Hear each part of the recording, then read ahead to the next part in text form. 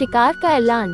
एक घने जंगल में एक शेर और उसके 4 सेवक लोमड़ी, चीता, चील और भेड़िया रहते थे। लोमड़ी शेर की सेक्रेटरी थी। चीता राजा का अंगरक्षक था, सदा उसके पीछे चलता। चील दूर दूर तक उड़कर समाचार लाती। भेड़िया गृह मंत्री था, उनका असली काम तो शेर की चापलूसी करना था। इस काम में चारों माहिर थे, इसलिए जंगल के दूसरे जानवर उन्हें चापलूस मंडली कहकर पुकारते थे। शेर शिकार करता, जितना खा सकता वह खाकर बाकी अपने सेवकों के लिए छोड़ जाया करता था। मजे में चारों का पेट भर जाता। एक दिन चील ने आकर चापलूस मंडली को सूचना दी, दोस्तों सड़क के किनारे एक ऊंट बैठा है। भेड़िया चौंका, ऊंट किसी काफिले से बिछड़ गया होगा। चीते ने जीभ चटकाए, हम शेर को उसका शिकार करने को राजी कर ले तो कई दिन दावत उड़ा सकते हैं। लोमड़ी ने घोषणा की, यह मेरा काम रहा। लोमड़ी शेर के पास गई और अपनी जुबान में मिठास घोलकर बोली, महाराज, दूत ने खबर दी है कि एक ऊंट सड़क किनारे बैठा है। मैंने सुना है कि मनुष्य के पाले जानवर का मांस का स्वाद ही कुछ और होता है। बिल्कुल राजा महाराजाओं के काबिल। आप आज्ञा दे तो आपके शिकार का ऐलान कर दूं। शेर लोमड़ी की मीठी बातों में आ गया और चापलूस मंडली के साथ चील द्वारा बताई जगह जा पहुंचा। वहां एक कमजोर सा ऊंट सड़क किनारे निढाल बैठा था। उसकी आंखें पीली पड़ चुकी थीं। उसकी हालत देखकर शेर ने पूछा, क्यों भाई, तुम्हारी यह हालत कैसे हुई? ऊंट कराहता हुआ बोला, जंगल के राजा, आपको नहीं पता कि इंसान कितना निर्दयी होता है। मैं एक ऊंटों के काफिले में एक व्यापार माल ढो रहा था। रास्ते में मैं बीमार पड़ गया, माल ढोने लायक नहीं रहा। उसने मुझे यहाँ मरने के लिए छोड़ दिया। आप ही मेरा शिकार कर मुझे मुक्ति दीजिए। ऊंट की कहानी सुनकर शेर को दुख हुआ। उसके दिल में राजाओं जैसी उदारता दिखाने की बात आई।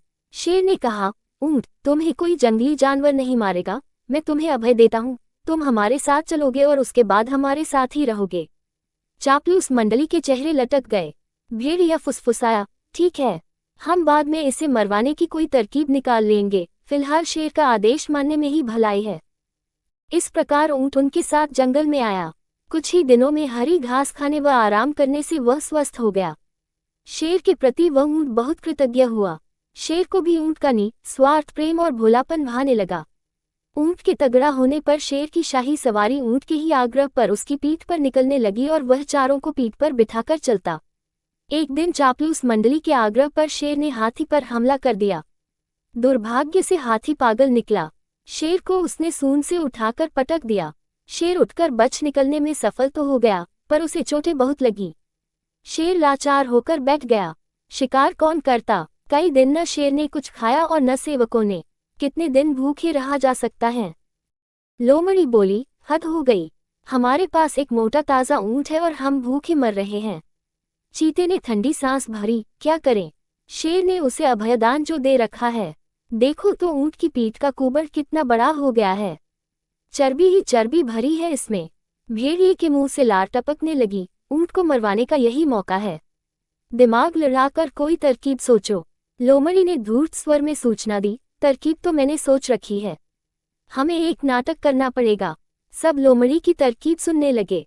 योजना के अनुसार चापलूस मंडली शेर के पास गई। सबसे पहले चील बोली, महाराज, आपको भूखे पेट रहकर मरना मुझसे नहीं देखा जाता। आप मुझे खाकर भूख मिटाए। लोमड़ी ने उसे धक्का दिया, चल हट, तेरा मांस तो महाराज के दांतों में फंसकर रह जाएगा। महाराज, आप मुझे खाए।